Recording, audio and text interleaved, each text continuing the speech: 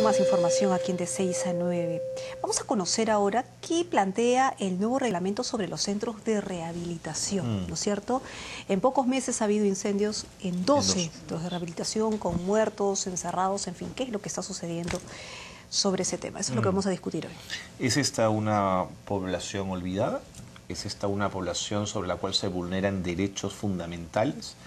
¿Es una población en la cual las mismas familias no saben qué hacer frente al problema? Bueno, para hablar de eso estamos con Doris Lituma, jefa de la Dirección General de Salud de Personas del MINSA, para entender un poco más este fenómeno. Bienvenida, gracias por estar con nosotros. Gracias por la invitación. Buenos días. Antes de hablar del reglamento en sí, ¿qué es lo que hay que tener en cuenta respecto a una persona adicta? Y lo conversábamos antes de empezar la entrevista. Nadie los quiere, no los quiere la sociedad, no los quiere la familia, no los quiere el Estado, ¿no es cierto?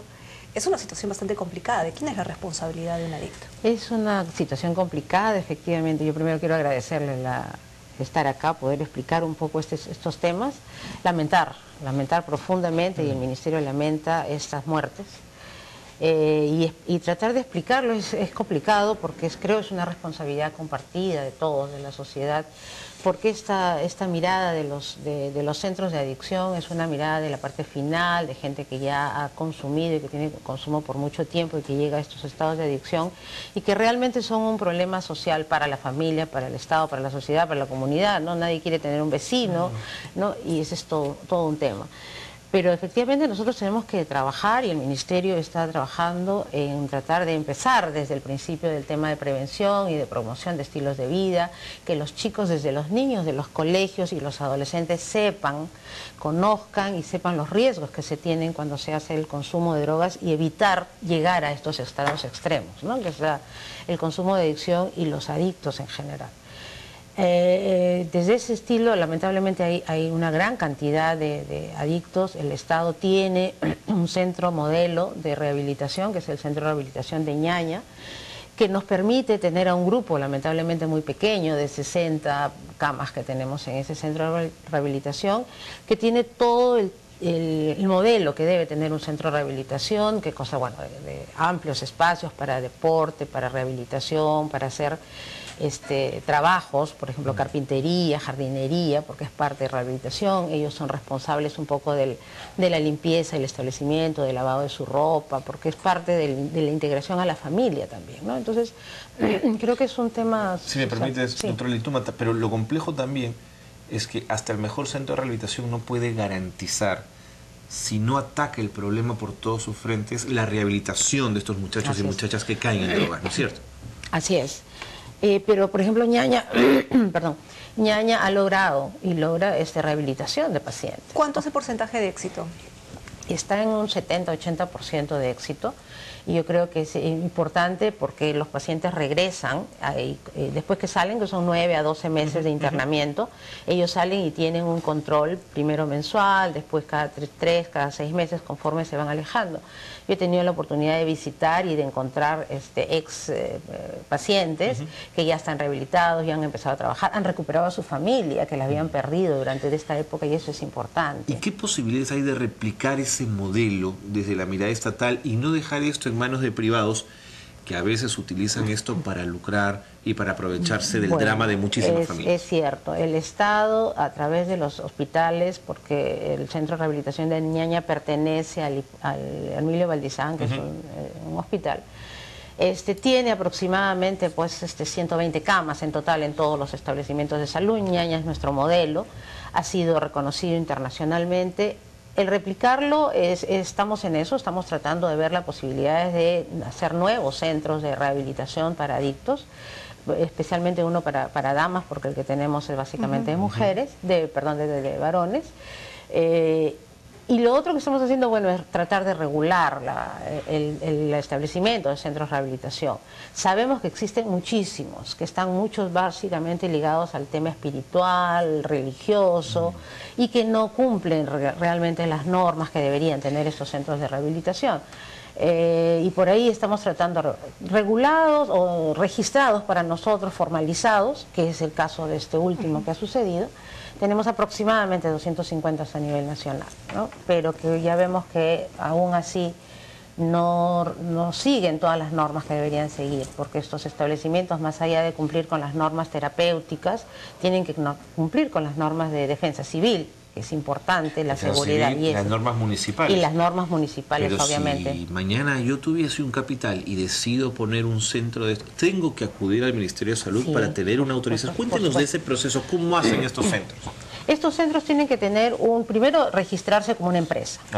Registrarse como una empresa, tienen que lograr su funcionamiento de la municipalidad, tienen que pasar por defensa civil y luego registrarse en las direcciones de salud que dependen del ministerio, jurisdiccionalmente. Se registran ahí y ahí tienen que cumplir con todas unas pautas de cumplir con requisitos de infraestructura, porque deben tener los dormitorios, por ejemplo, tienen que tener ciertas características especiales para que hayan los espacios. ¿Eso está muy claro en la norma? Eso está claramente en la norma. ¿Por qué los encierran, por ejemplo? Los enrejan y claro, esas han sido las consecuencias del rumor. Ese es un tema muy problemático, porque lo que manda la Ley General de Salud y lo que manda el internamiento de pacientes es que ellos deben entrar por su voluntad. ¿No? Eso es lo un que derecho debe humano ser básico, ¿no es cierto? cierto? Es un derecho básico que hay que respetar. Ellos deben entrar por su voluntad, a no ser que sean menores, donde esté el tutor, o por interdictados, o por mandato judicial. Son las 4 modalidades de internamiento a estos establecimientos, pero sin embargo sabemos que a veces es muy difícil que un adicto ingrese por su propia voluntad y hay que hacer todo un trabajo previo para... El sujeto que está en medio de esta situación, la persona lo vive de otra manera y quiere escapar, ¿no? Quiere escapar, ¿no? Ahora, lamentablemente no es casualidad, las dos situaciones que se han dado, tanto de la de San Juan del Lurigancho como de Chosica, han sido en fines de semana, sábado, viernes para sábado. Y generalmente son los fines de semana que los consumos son mayores y el síndrome de abstinencia es mayor.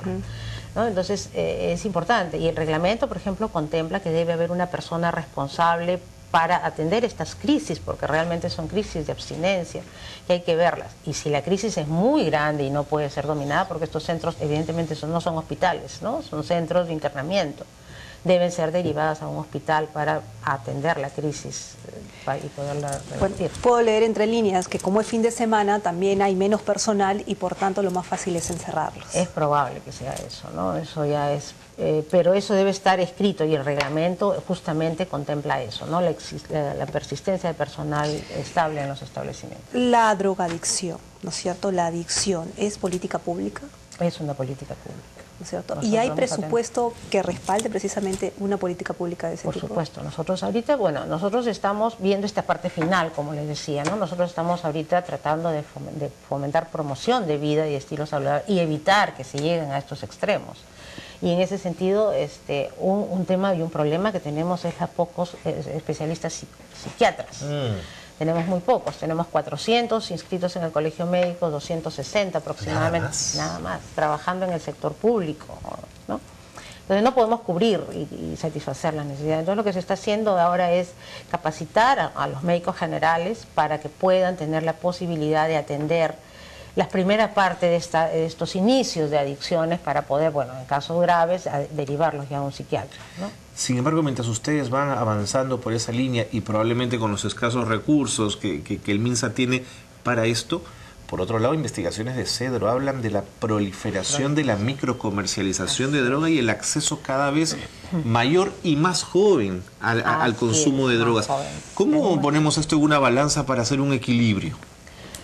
Sí, es difícil, pero sí, tenemos que fomentar mucho la promoción y la prevención del consumo de drogas, trabajar mucho en los colegios, trabajar con pares, ¿no? Por ejemplo, en el tema de VIH, que es un tema paralelo de repente, pero nos da mucho buen resultado el trabajar con gente que está con el problema y que alguien que está al mismo nivel, digamos, pueda convencernos de eso. Entonces, el hacer líderes escolares, por ejemplo, es una medida que se está trabajando en los colegios para evitar que otros chicos consuman. Ahora, hay mucho problema familiar, muchos problemas de disfunciones familiares, los padres, las mujeres ahora trabajamos, salimos de casa y a veces los chicos están solos, no hay una buena comunicación padres e hijos y los chicos buscan en los amigos o en otras personas. Y esta es la curiosidad habitual, ¿no? Esa es la curiosidad habitual de conocer, ¿no? Porque también es el caso de familias ejemplares, claro, donde hay chicos con drogas, problemas, ¿no? La adicción está ahí, ¿no? Así es, la adicción está ahí y es un tema de responsabilidad social. Este nuevo reglamento, ¿qué mejora? Este nuevo reglamento mejora, por un lado, la característica propia de la infraestructura, que debe garantizar el tener espacios para esparcimiento, espacio para recuperación laboral. Trata de todo el tema de recursos humanos que debe haber. Anteriormente no se tiene personal profesional. Ahora se establece que la dirección debe estar a cargo de un profesional de la salud, que debe haber, se ha dividido, o sea, categorizado a las comunidades terapéuticas en dos tipos. En una, digamos, para adictos menores, simples, donde está a cargo de médicos con conocimiento de adicciones, pero en el caso que tiene comorbilidad, le llamamos nosotros, es decir, otra patología añadida, debe haber un psiquiatra que pueda tratarlos en los casos. El otro tema es que se está haciendo todo el cumplimiento de las normas y estamos viendo las sanciones y el control y verificación que están a cargo de las direcciones de salud. ¿Cada cuánto tiempo se hace una debida fiscalización de estos centros? Porque son 250 que están registrados. ¿Cada cuánto tiempo se hace una revisión de que se cumpla con la infraestructura, con los recursos humanos, que creo que es lo más difícil, ¿no? Es lo más complicado. Bueno, ellos deben tener una visita por lo menos anual en los establecimientos para verificar. En algunos casos, cuando hay problemas, se pueden hacer más, ¿no? Pero lamentablemente también la escasa recurso humano en las direcciones de salud a veces hace complicado el tema, ¿no? Pero eso es básicamente lo que se debería hacer. ¿Son visitas inopinadas? Son visitas inopinadas. Nunca encontramos cadenas. Nos vamos de día, normalmente, ¿no? Generalmente es presente. Pero aún así, ¿no? Lo que nosotros debemos garantizar, y eso es defensa civil, es de que hayan los sitios de escape, que haya las posibilidades de ir. Creo que todos nosotros tenemos llave en nuestras casas, ¿no? Pero no guardamos la llave, ¿no? Y tenemos la posibilidad de abrirla en el momento que haya una emergencia, y eso es un tema importante. Señora Ituma, De Vida ha recomendado que se agilice esta reglamentación y que el Ministerio, sobre todo a través de la Dirección de Salud Mental, tome conciencia de que este es un problema urgente. ¿Toman por parte de De Vida esto como una presión, como un llamado de atención? Bueno, De Vida es parte integra la Comisión Multisectorial para la elaboración de este reglamento y ellos saben que el reglamento ya está culminado. Hemos tenido casi 11 sesiones con el Pleno de las 22 instituciones, tanto públicas como privadas, Cedro, De Vida, 3 representantes de comunidades y de asociaciones de comunidades terapéuticas que están representadas, hasta el Colegio Médico, el Colegio de Psicólogos, los psiquiatras.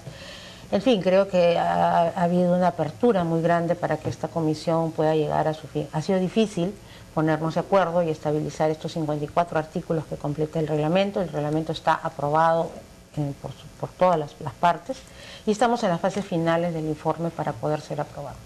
¿Desde cuándo rige? Apenas aprobado, debe estar saliendo en aproximadamente máximo 15 días y aprobado a partir de ahí. ¿Y por qué ha sido difícil consensuarlo? Porque teníamos que ver la realidad. Las asociaciones de comunidades terapéuticas exigían y nos decían cómo funcionaba. Nosotros teníamos la parte de hospitalización y había que consensuar muchas cosas para que este reglamento sea realmente real y que pueda ser aplicado, y que no nos vayamos a ser muy exigentes pero sin que eso no quite que la exigencia no deba ser cumplida, ¿no? Entonces tendríamos que ser realista, ¿no? Realista para que este reglamento realmente cumpla sus objetivos. ¿Cuáles son las recomendaciones que usted le haría a los parientes que tienen un hijo ya en estado de ser recluido, ¿no? Y que lo van a recluir y no saben dónde llevarlo?